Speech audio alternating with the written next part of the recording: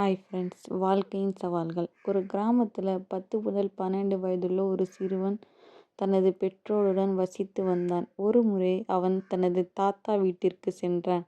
விளையாடி கொண்டிருக்கும் போது அவன் தனது தாத்தாவிடம், தாத்தா, நான் பெரியவனானதும் ஒரு வெற்றிகரமான மனிதனாக மாற வேண்டும். அதற்கு ஏதேனும் வழிமுறை இருக்கிறதா என்று கேட்டான்.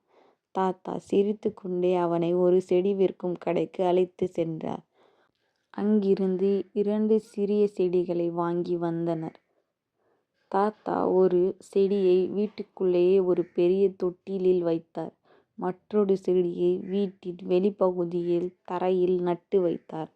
தாத்தா அந்த சிறுவனிடம், எந்த செடி எதிர்காலத்தில் சிறப்பாக வளரும் என்று நினைக்கிறாய் என்று கேட்டார்.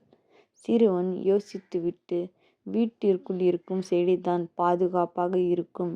அதற்கு வெயில், மழை, புயல் அல்லது விலங்குகளால் எந்த ஆபத்தும் இல்லை.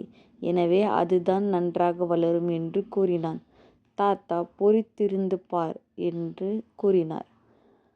4 ஆண்டுகளுக்கு பிறகு அந்த சிறுவன் மீண்டும் தாத்தா வீட்டிற்கு வந்தான். அவன் தாத்தாவிடம் அதே கேள்வியை கேட்டான். தாத்தா சிரித்து கொண்டே, முதலில் நாம் நட்ட அந்த 2 செடிகளையும் பார்க்கலாம் வா என்று அழைத்து சென்றார். வீட்டிற்குள் இருந்த செடி ஒரு அழகான பெரிய செடியாக வளர்ந்திருந்தது. ஆனால் வெளியே நட்ட அந்த செடி இப்போது ஒரு பிரம்மாண்டமான ஆலமரமாக உயர்ந்து நின்றது. அதன் கிளைகள் மிகவும் வலுவாகவும் பரந்த நிழலை தருவதாகவும் இருந்தன. சிறுவன் ஆச்சரியத்துடன், தாத்தா, இது எப்படி சாத்தியம்?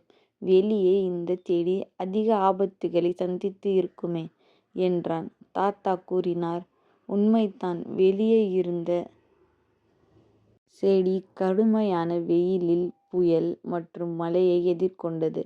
ஆனால் அந்த போராட்டங்கள் தான் அதன் வேர்களை ஆழமாகவும் கிளைகளை வலுவாகவும் மாற்றின.